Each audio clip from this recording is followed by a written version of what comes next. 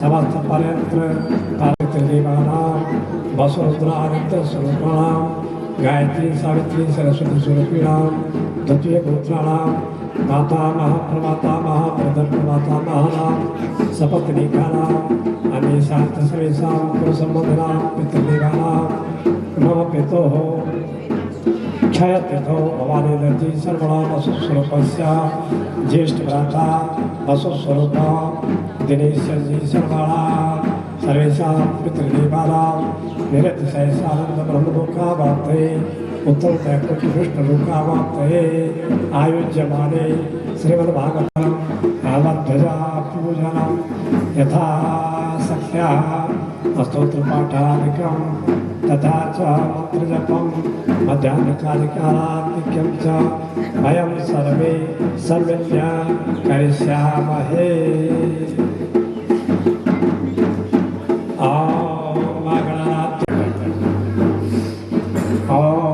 दीर्घानागानद्योग्रस्त्रीकृष्णपदानि चौथेनास्मृणानां दीर्घमायस्तु शिव आपसन्तु समरसमस्तु अक्षतं चारिष्टं चास्तु गन्धा पान्तु समगनमस्तु अक्षता पान्तु आयुष्यमस्तु पुष्पाणि पान्तु संशयमस्तु ताम्बूलानि पान्तु वैसर्यमस्तु दक्षिणा पान्तु महोदयमस्तु श्रेयः शान्ति तुष्टि पुष्टि श्रेयसो विद्यापदेव महोपुत्रं चारिष्टं चास्तु यं कृत्वा सर्वे दिव्या क्रियाकरणारम्भा सुभासुमना प्रवर्तन्ते तमामकारमादुकृत्वा ऋग्यजो समाधर्वा श्रीवचनं बहुरसिवतं समनुज्ञातं बहुव्यनुज्ञातं पुण्याहं वाचयिष्ये वाच्यता वागं सत्तनो ब्रह्मसि वैदिवेतं ददायोः ॐ देवानां मन्द्रासमतिर्युक्तां देवानां रात्रिरविनोनिवर्ततां देवानागं सख्यं कुसेदिना भयं देवानायोः पुत्रं जीवसे ॐ दीर्घायुष्टमुदे करितास्मि सत्ता कलाभ्याम् अतीतं दीर्घायुवन्ता सर्वसागरवन्ता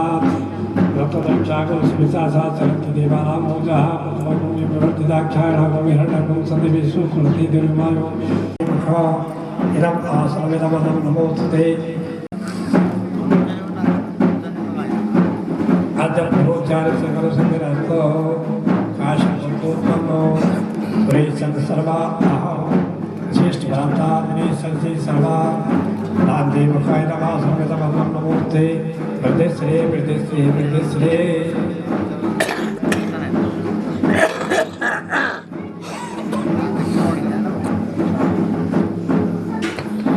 आद्याः काशपुरोत्पन्नो यदर्धर्मराशि सुरेशर्मा मम पिता महा रुद्रस्वरूपो कलिरामनि सर्वानन्दमय नमः सर्वमिदमनं नमोस्ते वृद्धिश्री वृद्धिश्री वृद्धिश्री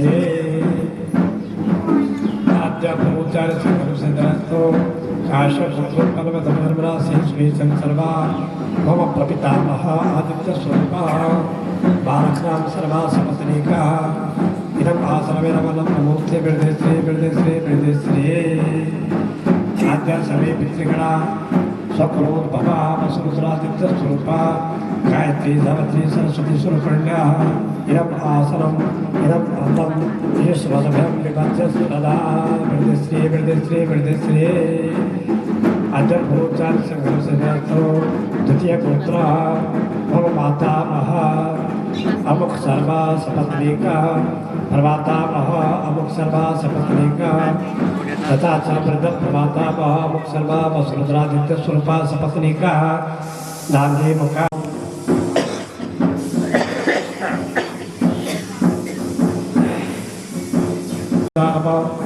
प्रपितामह वैश्वराय वैश्वरानभाव चंदना तिराक्षता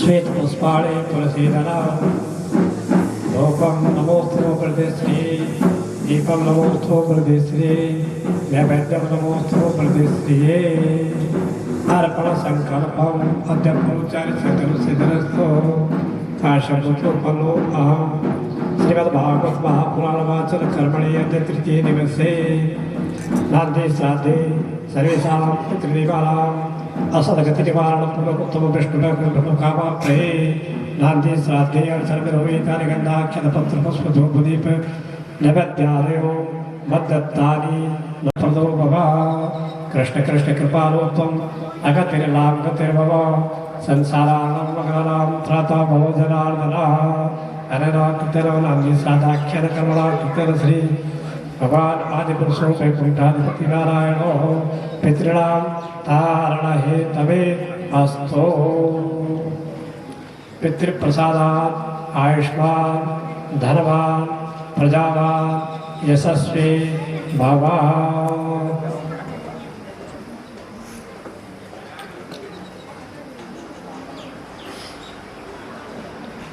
ओम नमः पूजनम कृष्णेति हिरण्यस्तु प्रसीदृष्टुप छन्दो सूर्यो देवता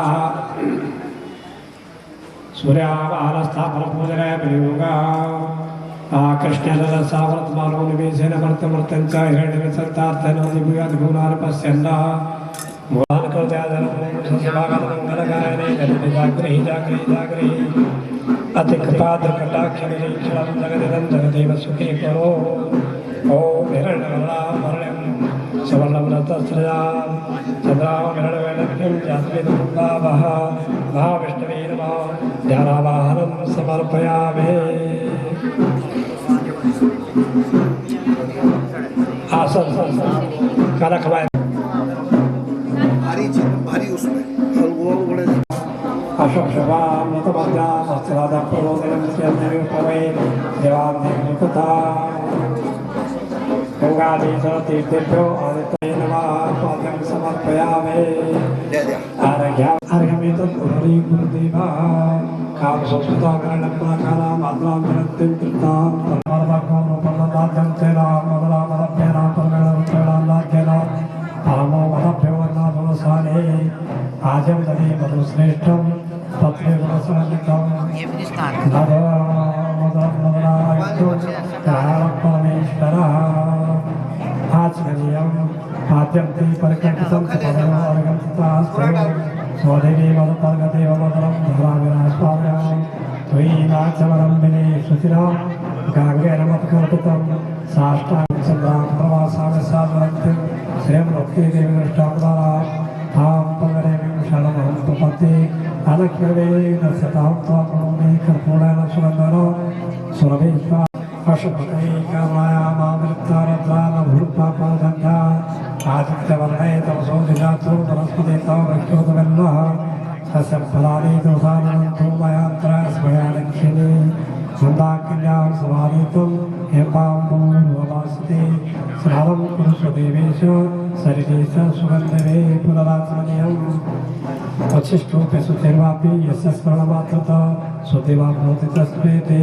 पुनरात्मनीयकम् दोषः ग्रहादेषु पयोदगन्तरिक्षे पयुधा वैस्वती पयोसन्तुमयं भवति नारायणाय नमः धर्मधाधिपतये नमः।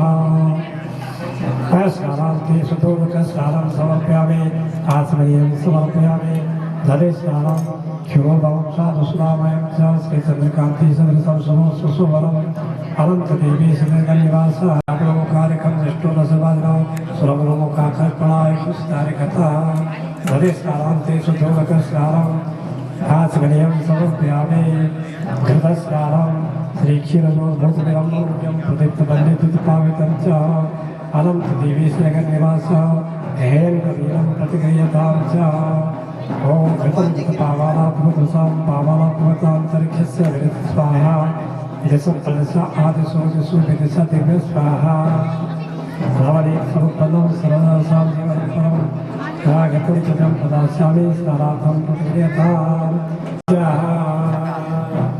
अजप्रिमुच्चार्यस्य गणसिद्धरस्तो काश्यपुत्रोत्पन्नः यतनजन्मरासे शिरायशाली सुरेशचन्द्र शर्मा अन्तरावासकं सर्वगन्धोदयं च ततस्सुनं सपदे सममिदं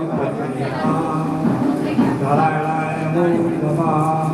पुष्पाणि मन्दारकुन्दकरवीरनलङ्गपुष्पे तां देवसत्ताहं परिपूजयामि जातिचम्पाकीतकादे नानाविधानि पुष्पाणि सतीर्पया कान्तिकल्लोलजालेः कुमां भजदन्ता खमलवलता या क्षमिति भक्तिगणे केदार को देश से गंगा जमुना को देश से गंगा जमुना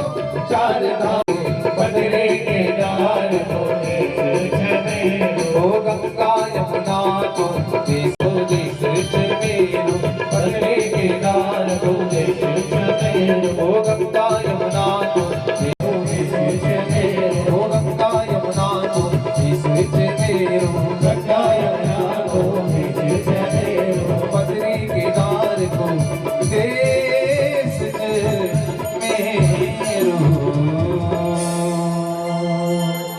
बोले बद्रीनाथ भगवान की जय हो।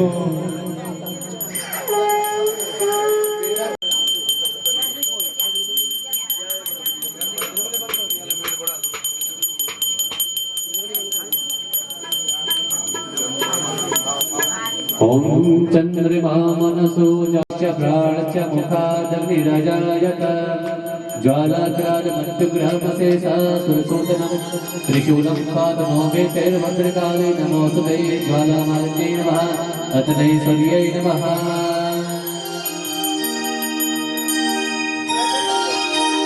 बांके बिहारी तेरी आरती गाऊं तेरी आरती गाऊं श्याम सुंदर तेरी आरती गाऊं श्याम सुंदर तेरी गाऊं आरती गाऊं प्यारे आरती गाऊं प्यारे तुझे को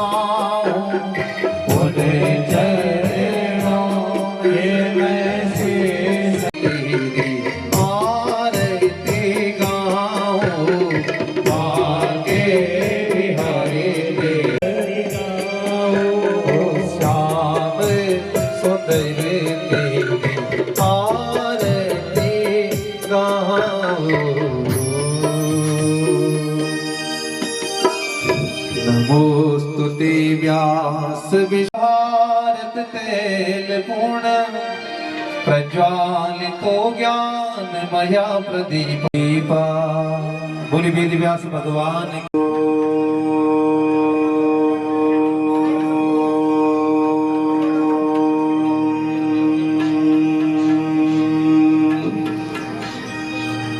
हरि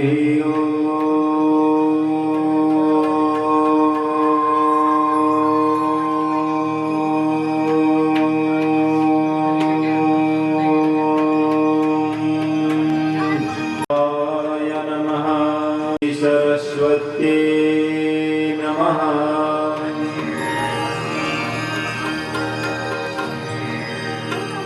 श्री गुरुचरण कमलेभ्यो नमः।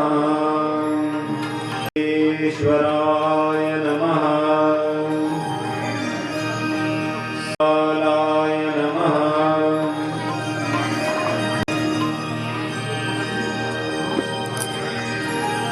महाराज राजेश्वर्ये नमः।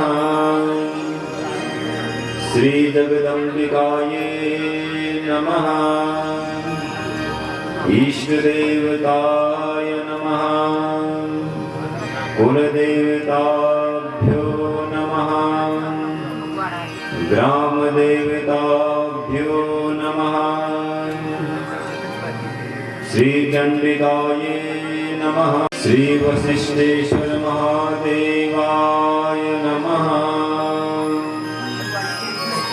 सर्वेभ्यो देवेभ्यो नमः। सर्वेभ्यो ब्राह्मणेभ्यो नमो नमः।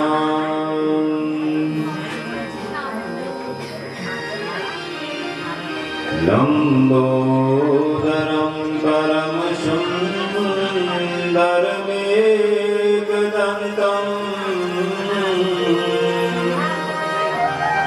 रक्तांबरं त्रिनयनं पवित्रम् उद्यद्दिवाकर विघ्नेश्वरं सकलविघ्नहरं नमामि।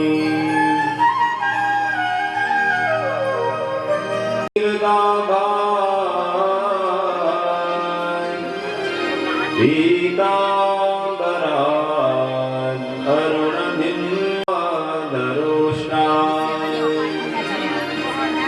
पूर्णेन्दुसुन्दरमुखान् अरविन्दनेत्रान्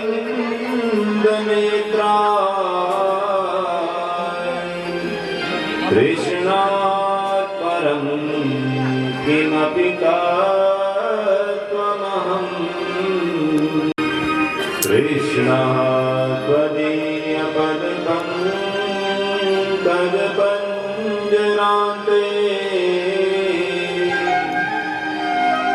अद्यैव मे विशतु मानसराजहंसा समये कपवातपित्ते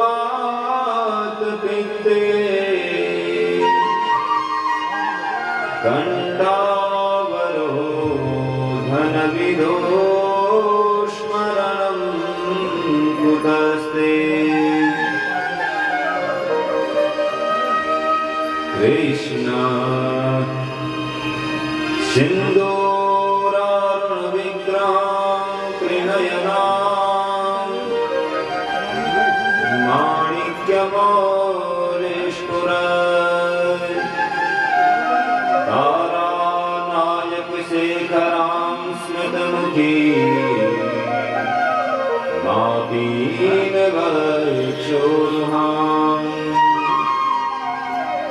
पाणिभ्यामलिपूर्णरत्नचषकं रक्तोत्पलं बिभ्रति सौम्यां रत्नघटस्थरक्तचरणां ध्यायेत् पराम् अम्बिकाम्।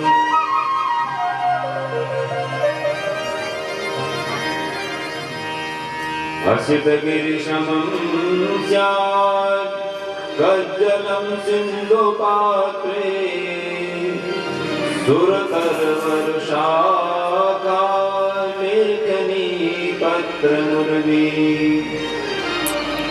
लिखत यज्ञ शारदा सर्वकालम्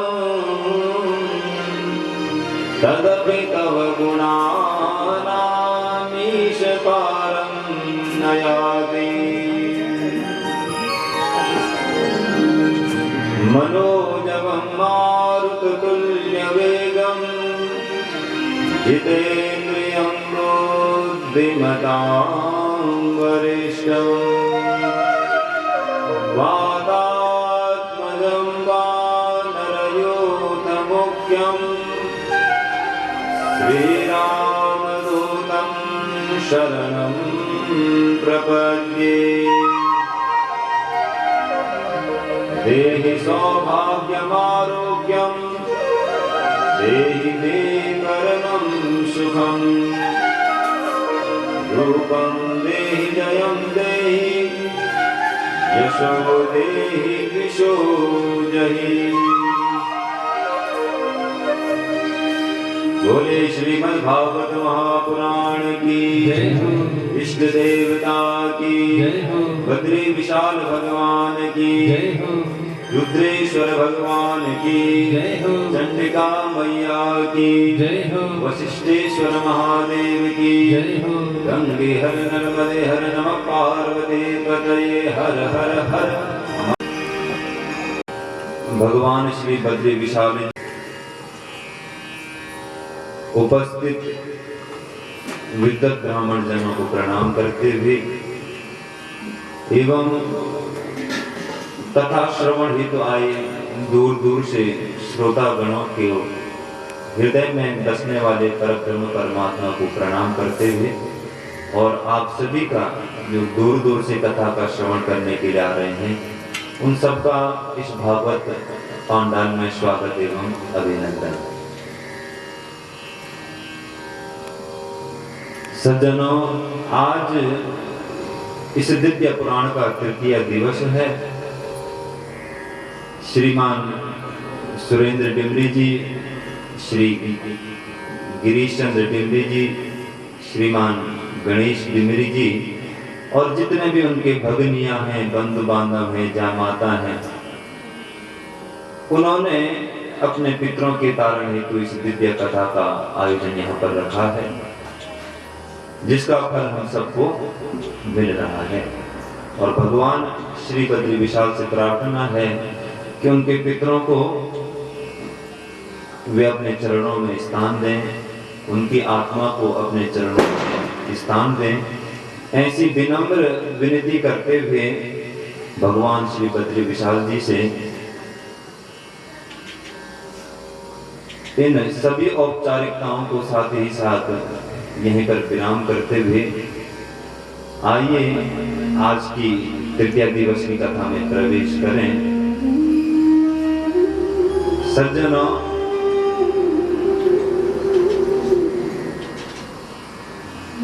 कलयुग केवल नाम आधारा, सुमिर सुमिर नर उतर ही पारा।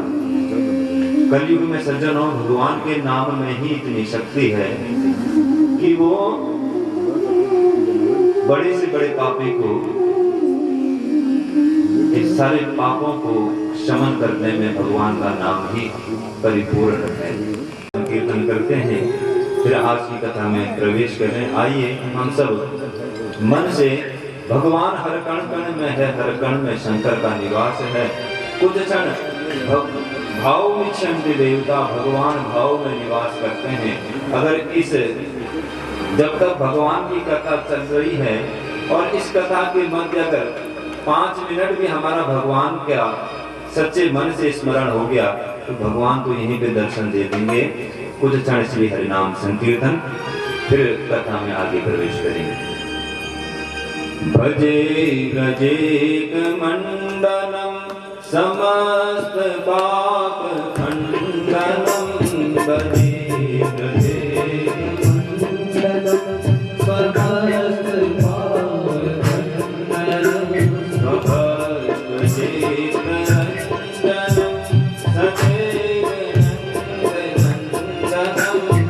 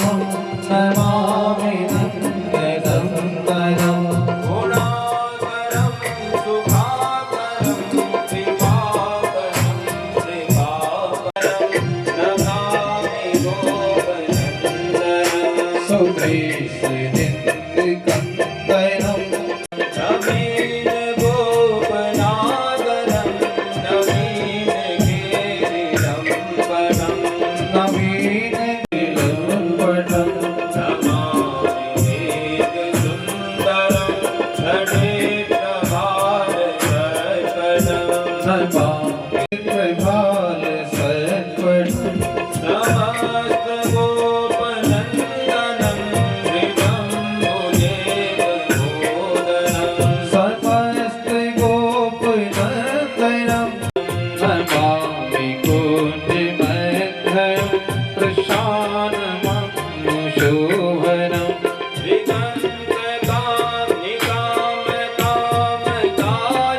कामकामदायकं मृगान्तचारुषायकं रसायवेणुगायकं नमामि कुञ्जनायकम् यदा तदा यथा तथा तथैव श्रीकृष्णकथा यदा तदा यथा तथा तथैव कृष्णसत्कथा मया तदेव गीयतां तथा दिखामि गीयतां मया कर्माणि कष्टकर्तयं जपादभियापुरम्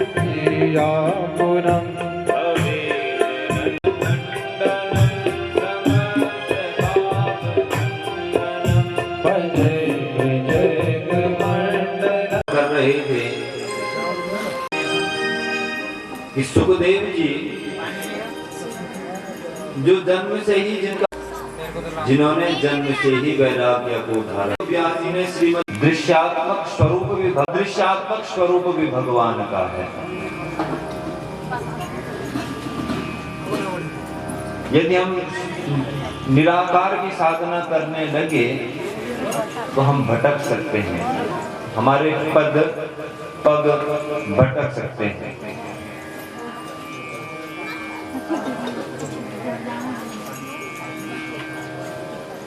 और यदि किसी भी वस्तु तक पहुंचने का चाहे उस व्यवस्था से चले तो हम डगमगाते नहीं हैं।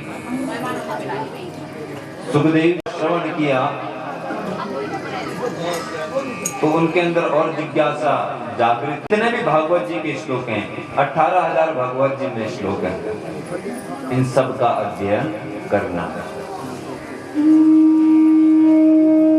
और सज्जनों, भागवत जी की नींव भी महाभारत से ही है।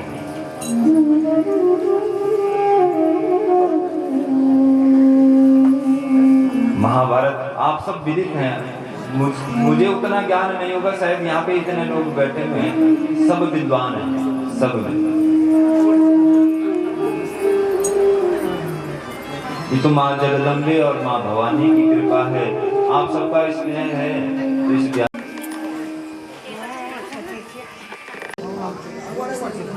लेकिन स्वयं खुद के पैर पे कुल्हाड़ी मार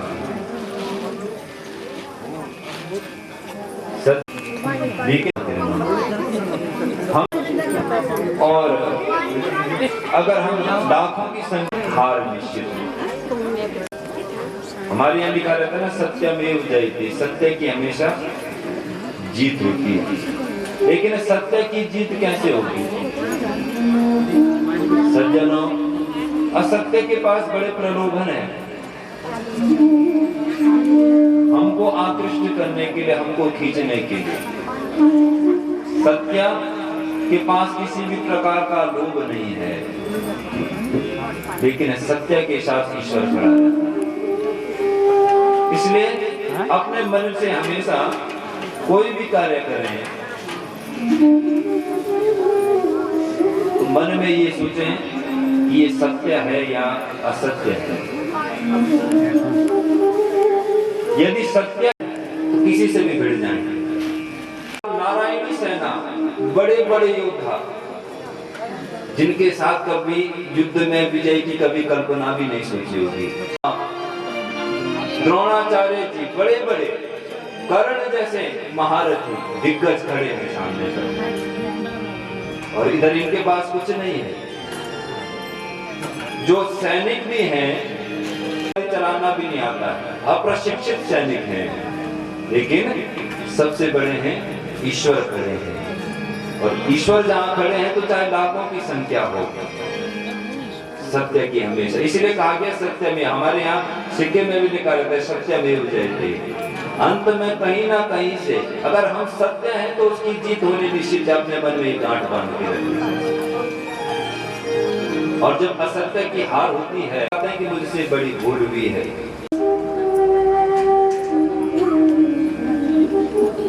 सोचा असत्य के पास शक्ति असीम है, लेकिन अंतिम चरण में दुर्योधन की बड़ी दुर्गति।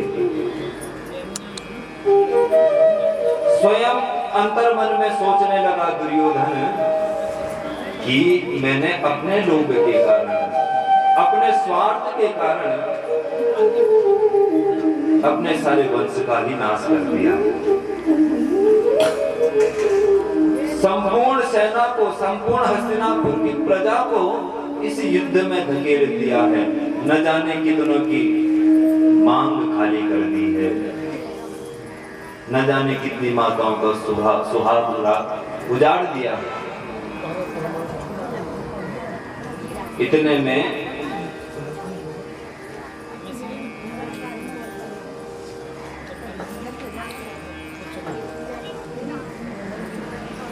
अश्वत्थामा आ गए। द्रोणाचार्य जी के जो पुत्र हैं, अश्वत्थामा ने दुर्योधन को कहा कि महाराज आज तक आपने बड़े बड़े धुरंधरों को, दिग्गजों को इस युद्ध में उतारा। आपने भीष्म को उतारा, कर्ण को उतारा, द्रोणाचार्य जी को उतारा, लेकिन आपने कभी मेरे पे विश्वास नहीं किया। अभी भी आपके पास समय है, एक अवसर मुझे भी दीजिए।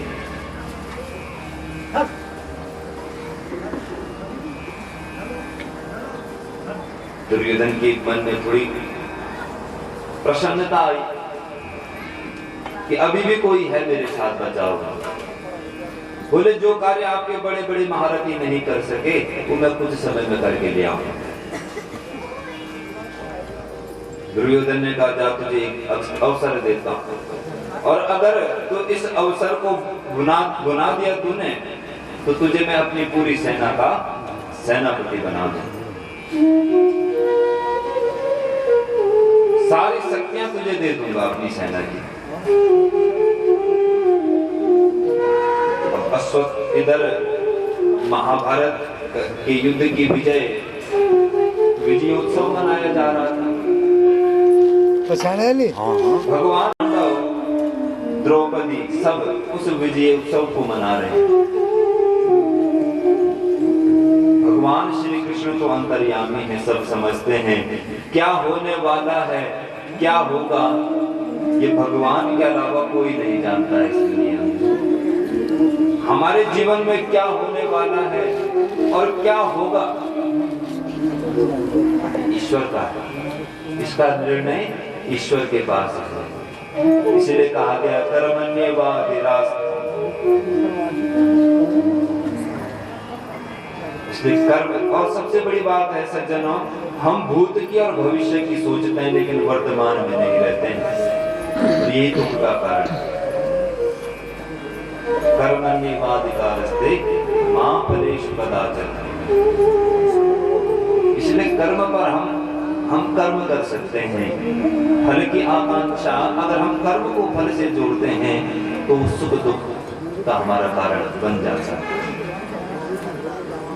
भगवान श्री कृष्ण है तो देख लिया कि आज रात को क्या होने वाला है, वो सब भगवान श्री कृष्ण की दृष्टि में आ गया।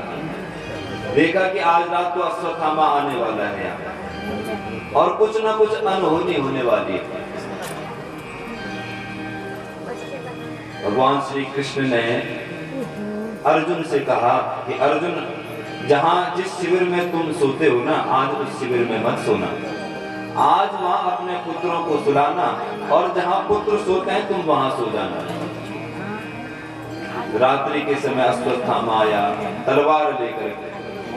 उसने सोचा कि यहाँ पांडव सोए हुए हैं, और रात्रि के समय में पांडवों के 5 पुत्रों के सर धड़ से अलग कर दिए।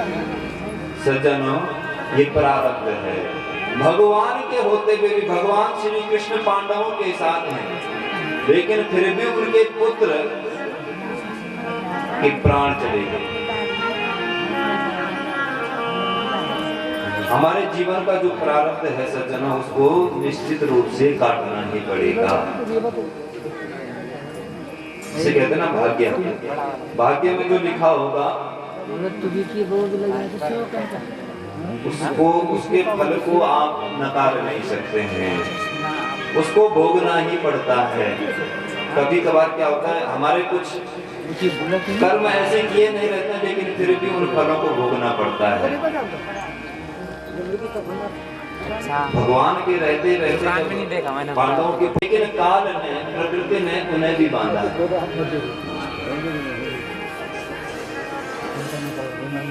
सुबह जब द्रौपदी अपने पुत्रों का मुख देखने के लिए आई, अपने बच्चों के लिए जल इत्यादि लेकर के आई,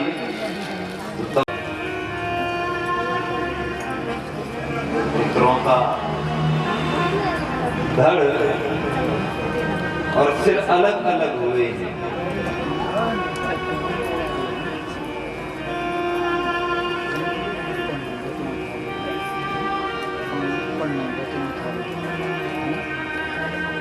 माता शिशूनां निधनं सुतानां निशम्य घोरं परितप्यमानां तदा बाष्पकलाकुलाक्षी तां सान्त्वयन्ना किरीटमाली। सज्जनों, द्रौपदी को आज इतना बड़ा दुख है। माँ को पुत्र के शोक का सबसे बड़ा दुख होता है। आज द्रौपदी के जीवन में भी ऐसा दिन देखने को मिल गए।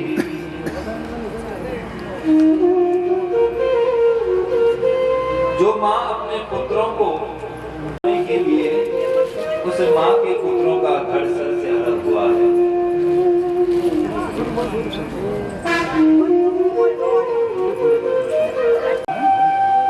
द्रौपदी बड़ी जोर जोर से चीख चीख करके रो रही है, विधाता मेरे जीवन में ऐसे क्या कर रहे होंगे कि मुझे आज इतने बड़े दुख का सामना करना पड़ रहा है।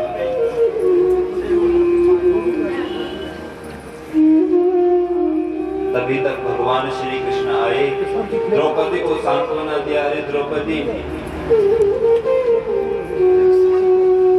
विधि के विधान को कोई नहीं टाल सकता है। इनका जीवन इतना ही इस पृथ्वी पर रहा था। ये अपने जीवन तुम्हारे मन में किस प्रकार की स्थिति बनी हुई है, तुम्हारी व्यथा को जानता हूं। अर्जुन आए। अर्जुन ने द्रौपदी को कहा कि द्रौपदी, तुम चिंता मत करो, जिसने भी तुम्हारे पुत्रों को मारा है, हमारे पुत्रों को मारा है, यदि सूर्य ढलने से मन को त्याग दो।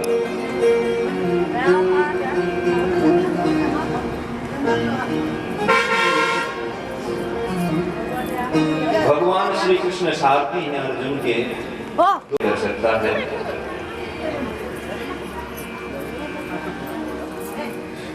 सूर्य डूबने से पूर्व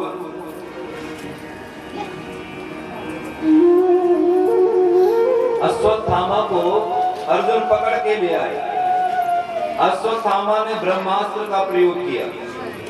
इस ब्रह्मांड का जो सर्वश्रेष्ठ अस्त्र है ब्रह्मांड, ब्रह्मास्त्र उसका प्रयोग किया, लेकिन भगवान श्री कृष्ण की दया से, कृपा से वो ब्रह्मास्त्र भी निष्फल हो गया। अर्जुन घसीट घसीट करके अश्वत्थामा को लेकर आया द्रौपदी के सामने। द्रौपदी यही तुम्हारे पुत्र का हत्यारा है, बोलो इसे क्या दंड देना है।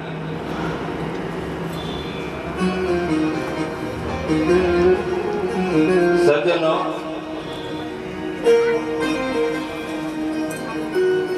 माँ का स्वरूप जो होता है वो दया का स्वरूप होता है। कुपुत्रो जायेगा क्वचिदपि कुमाता न भवति।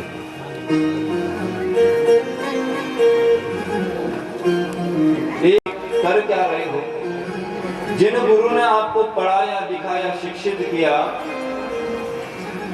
उन्हीं के पुत्र को आप इस प्रकार से घसीट घसीट कर ले आ रहे। बोले, अर्जुन ने कहा द्रौपदी से कि भाई ये तुम्हारे पुत्र का हंता है, इसने तुम्हारे पुत्रों को मारा है, इससे ज्यादा निकृष्ट व्यक्ति कौन हो सकता है?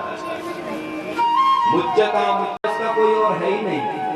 और अगर हम भी ऐसे ही करें उसमें और हमें क्या अंतर रहा? इसलिए इसने चाहे मेरे पुत्रों को मारा है, लेकिन तुम इसे बड़े आदर सत्कार के साथ यहाँ से विदा कीजिए।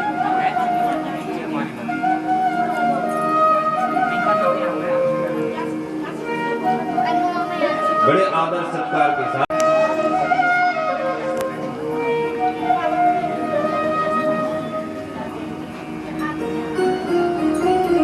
द्रौपदी ने जब इस प्रकार की बात कही तो तब तक भीम ने कह दिया भाई कि तुम तो छोड़ दोगे इसे, लेकिन मैं तो नहीं छोड़ने वाला इसे, मैं तो इसके प्राणों को लेके ही रहूंगा।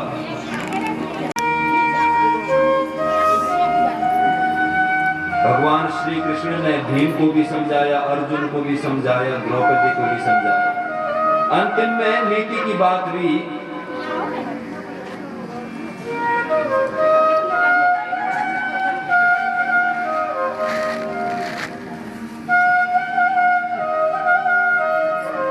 भगवान श्री कृष्ण से पूछा कि करना क्या चाहिए। भगवान श्री कृष्ण ने सभी को समझाते हुए कहा कि नीति तो ये कहती है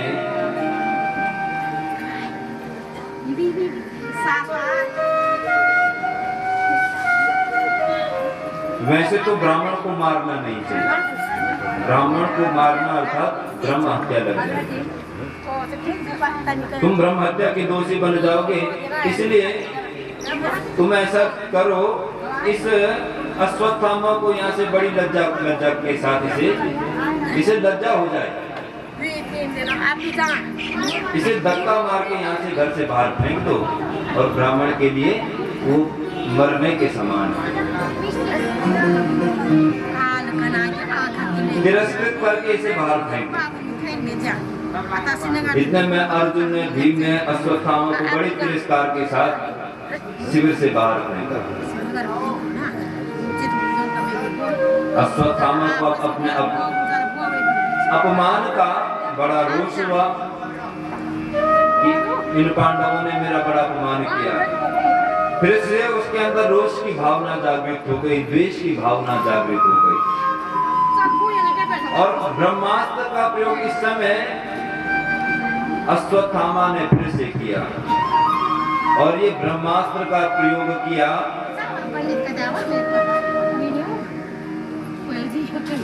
उत्तरा के गर्भ में। अभिमन्यु की जो पत्नी थी उत्तरा, उसके गर्भ में पांडवों का अंश पल रहा था। उस पर अश्वत्थामा ने ब्रह्मास्त्र का प्रयोग किया।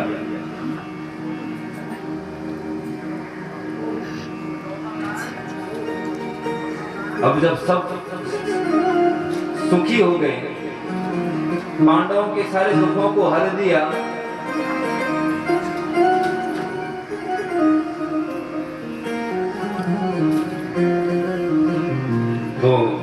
भगवान अब द्वारिका की ओर जाने की तैयारी करने लगे।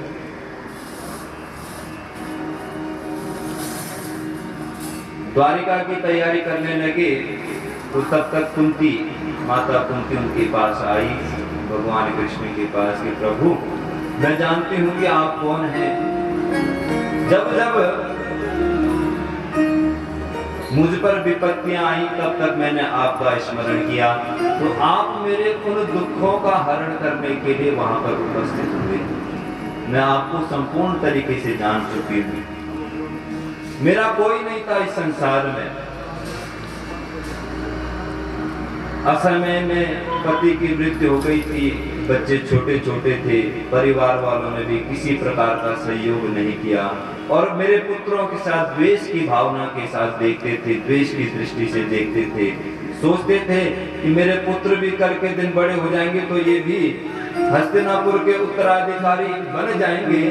इसके लिए वे अनेकों अनेकों षड्यंत्र बना करके मेरे पुत्रों को मारने की कोशिश करते थे और आप मेरे पुत्रों को बचाने के लिए जब जब याद किया तब तक आपने मेरे पुत्रों की रक्षा की।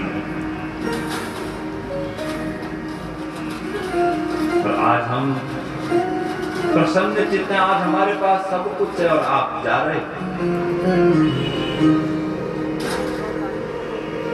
बोले। भगवान श्री कृष्ण कुंती को समझाते हुए कहते हैं कि अरे बुआ, ये तो आज बहुत बड़ी बड़ी बातें कह रही हैं। अरे मैं कोई बहुत बड़ा आदमी नहीं हूँ, मैं कोई भगवान नहीं हूँ, मैं तो तेरा भतीजा हूँ बस। और जो प्रेम तो आज तक मेरे साथ कर रही है वही प्रेम आगे तक रखना है। इस प्रेम को कभी परिवर्तित मत करना। बोले कि मैं जान चुकी हूँ मेरे कर्ता धर्ता, मेरे दुखों को हरण करने वाले आप ही हैं।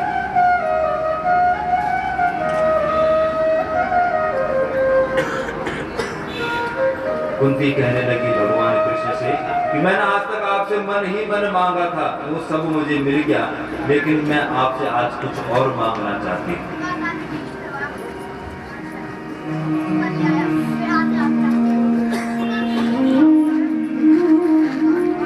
भगवान कृष्ण ने कुंती से कहा कि मांगो, आज तक जो आपने मांगा है बुआ मैंने सब कुछ दिया है, जो मेरी सामर्थ्य है, जितना मेरे पास था वो सब कुछ दिया हुआ है, और भी अगर आपकी इच्छा है वो भी मांग लीजिए। तो कुंती माँ भगवान श्री कृष्ण से एक ही वस्तु मांगती, विपदा सन्तु नासस्व तत्र तत्र जगद्गुरो भवता दर्शनं यस्या अपुनर्भवदर्शनम्। विपदा सन्तु नासस्व तत्र तत्र जगद्गुरो भवतो दर्शनं यस्या अपुनर्भवदर्शनम्।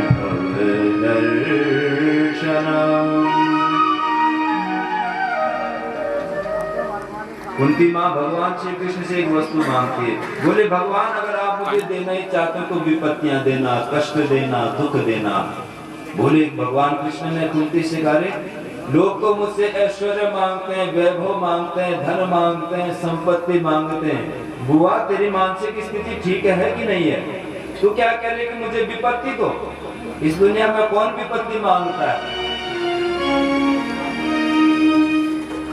कुंती ने कहा नहीं, अगर आपको मुझे देना है तो विपत्तियां देना, कष्ट देना, दुख देना। बोले क्यों? बोले जब जब मेरे ऊपर कष्ट पड़ा था तब तक आपने अपने दर्शन दिए, तब तक आप आए मेरे कष्टों को हरने के लिए। तो इन सुखों का करना क्या है? इन सुखों का करना क्या है?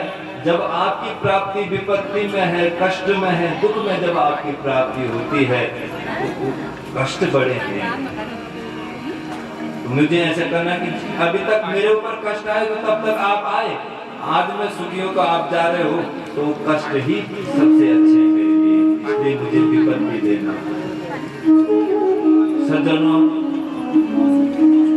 जीवन हमारा भी ऐसा ही है। जब हमारे ऊपर विपत्तियां आती हैं, दुख में सुमिरन सब करें, सुख में करे न कोई। जब हमारे ऊपर बड़े बड़े कष्ट आते हैं तो हम भगवान को याद करते हैं। चाहे कितना बड़ा भी नास्तिक है, भगवान को नहीं मानता, वो भी उस असीम सत्ता से एक बार प्रार्थना जरूर करता है कि मेरे दुखों को हरो, मेरे कष्टों को हरो।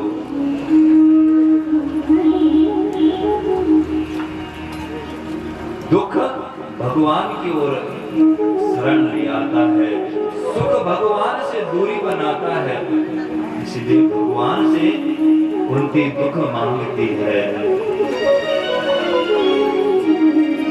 कुंती कहने लगी, प्रभु मेरा तो जीवन अब आपके चरणों में समर्पित है, आप जैसे भी चलाएं मेरे इस जीवन को चलाएं, ये मैंने आप पर सौंप दिया है। अब सौंप दिया इस जीवन का सब भार तुम्हारे हाथों में। अब सौंप दिया इस जीवन का सब भार तुम्हारे हाथों में। अब सौंप दिया इस जीवन का सब भार तुम्हारे हाथों में। मत सौंप दिया इस जीवन का सब भार तुम्हारे हाथों में। है गीत तुम्हारे हाथों में, नहीं हार तुम्हारे हाथों में। है गीत तुम्हारे हाथों में, नहीं हार तुम्हारे हाथों में। सौंप दिया इस जीवन का सब भार तुम्हारे हाथों में। मत सौंप दिया इस जीवन का सब भार तुम्हारे हाथों में। न तो माया बंधन छूट सका, ना मन का है यही दुलही सदा। माया बंधन छूट सका, नहीं छूट सका। बस यूं ही जीवन बीत गया रे, मतलब की बातों का। बस यूं ही जीवन बीत गया, बस मतलब की बातों से।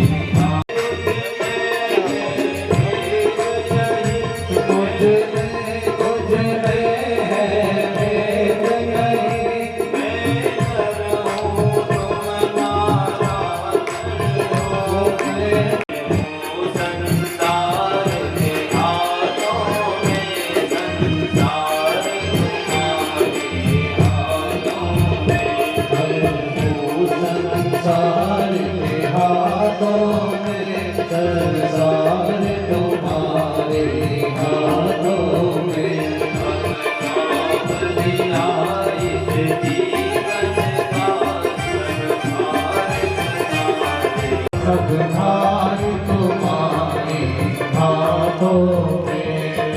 श्री कृष्ण गोविंद हरि मुरारी,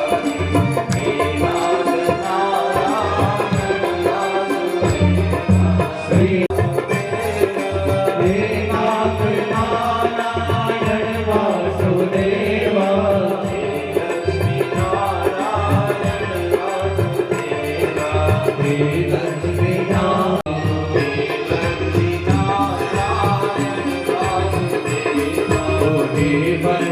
नारायण वासुदेवा।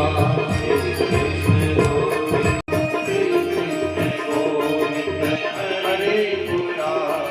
हे बद्री नारायण वासुदेवा। लेकिन हमारी प्रार्थना में आर्त भाव होना आवश्यक है। जब हम दुनिया का साथ छोड़ते हैं और भगवान के साथ संबंध बनाना प्रारंभ करते हैं, भगवान के बड़े विश्वास के साथ हमारा संबंध स्वीकार करते हैं।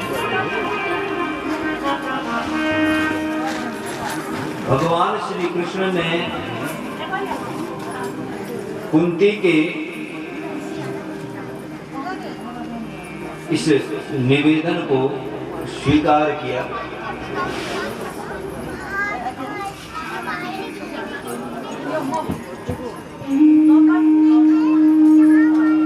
और कुछ और समय के लिए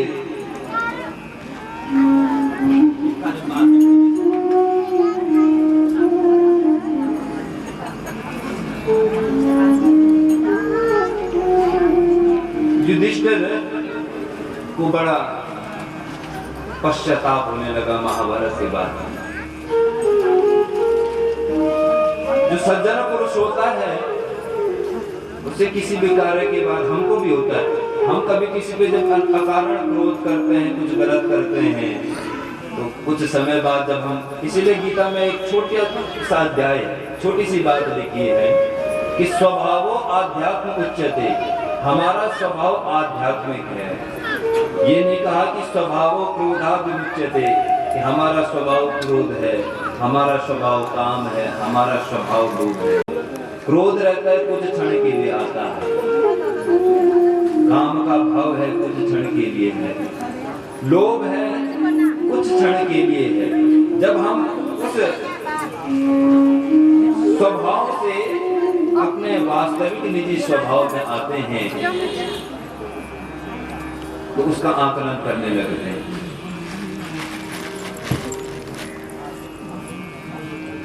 कि हम कर क्या रहे हैं।